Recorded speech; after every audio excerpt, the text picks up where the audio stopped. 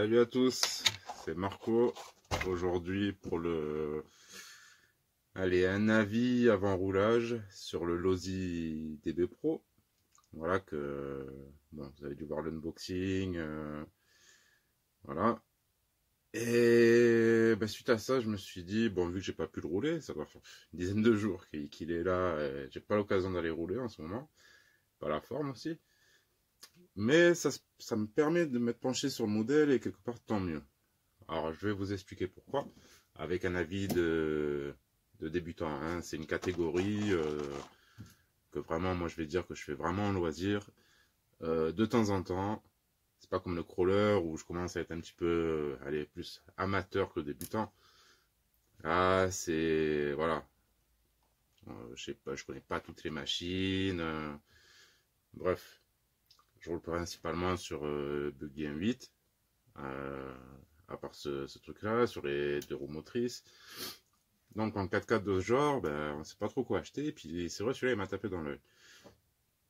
Bon, alors, petite précision, bon, voilà. Sur ce que j'ai fait dessus, donc j'ai mis deux petites têtes que j'avais sur une grappe axiale. Donc voilà, que j'ai peint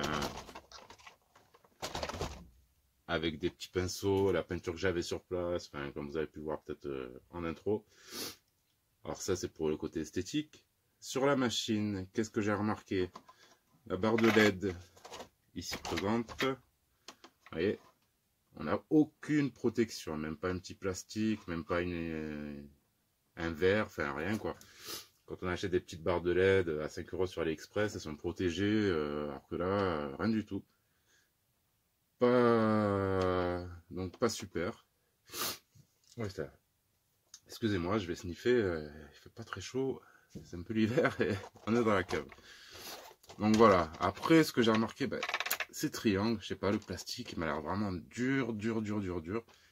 Alors après c'est Losi, bon c'est pas fait pour taper des backflips, des gros jumps, tout ce qu'on veut, mais quand même, je sais pas, ça me paraît surprenant. Bon ça j'ai déjà dit, je pense déjà l'unboxing, mais bon, on verra. J'ai des doutes sur ces triangles. Donc aussi le soft servo que j'ai dû resserrer aussi. Ici, la petite molette du soft servo, parce que vraiment il était trop détendu. La garde au sol que j'ai mis à son maximum. Quand on voit le livre, il est quasiment comme ça. Donc là, j'ai bien gagné en garde au sol. C'est pas trop mal. Voilà. Suite au conseil d'une vidéo de Mani sur les Losi, sur la gamme DB par rapport au variateur, comment dire, le variateur, j'ai monté la coupure à 3,4. Voilà, puisque d'origine elle est à 3.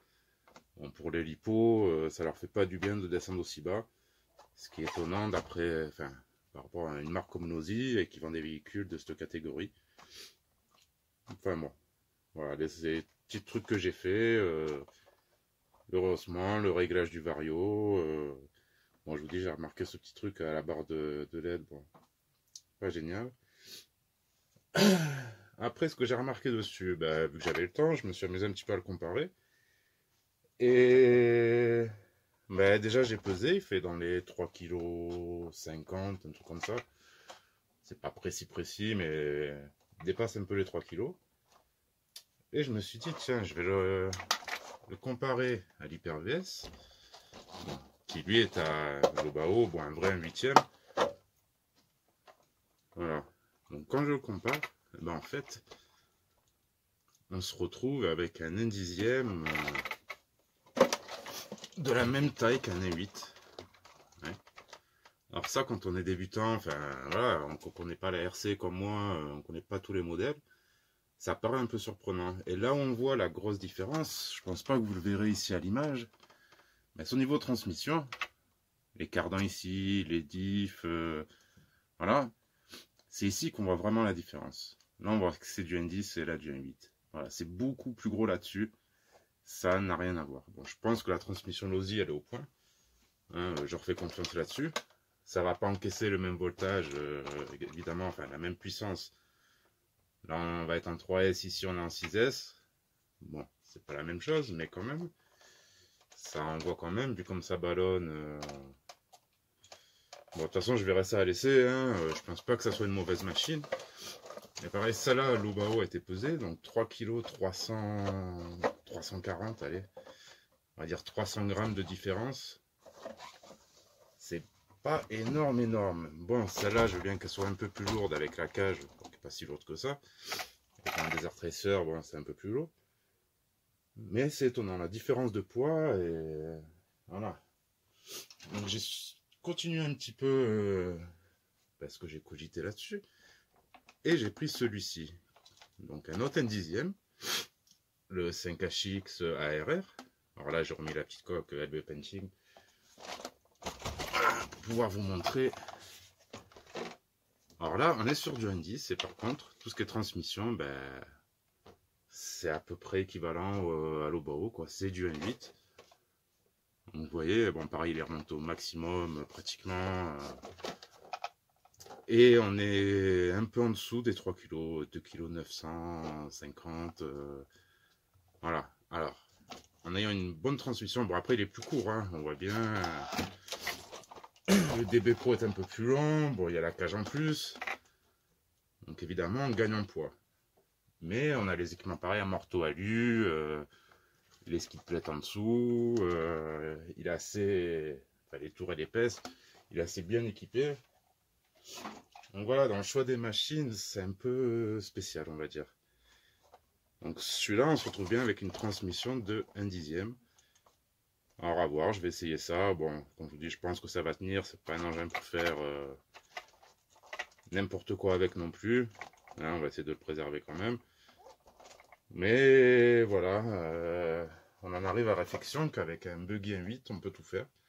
Il suffirait de se faire une cage et on aurait un Desert Racer avec une transmission vachement solide, même à passer en 4S, ça enverrait du lourd. Donc sur une base toute simple comme ça, d'Obao, on pourrait faire tout ce qu'on veut. Là par contre, je pense que oui, on se limite au N10 et il faudra pas balancer trop de S là-dedans. Bon après c'est une super belle machine, hein, avec petits détails d'ailleurs, super belle, mais je redis, les ventilateurs à l'arrière, l'Osis, pour faire ça, faites rien. Vous faites des petits ajours, mais c'est fait vraiment jouer sur une si belle machine, c'est vraiment dommage. C'est un peu ridicule. Donc voilà aussi après un autre avis personnel.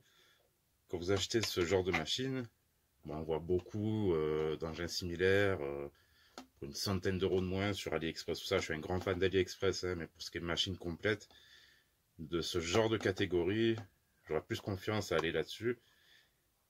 Après, on peut toujours essayer, hein, on gagne une centaine d'euros, on peut équiper autrement, on peut fiabiliser, on peut s'amuser. Par contre, de ce que j'ai appris moi, de ma petite expérience, essayez de prendre une voiture avec 3 différentiels, c'est-à-dire avec un différentiel central. Ouais. On l'entend là. S'il n'y avait pas ce différentiel, quand j'actionnerai les roues à l'avant, les roues arrière tourneront en même temps.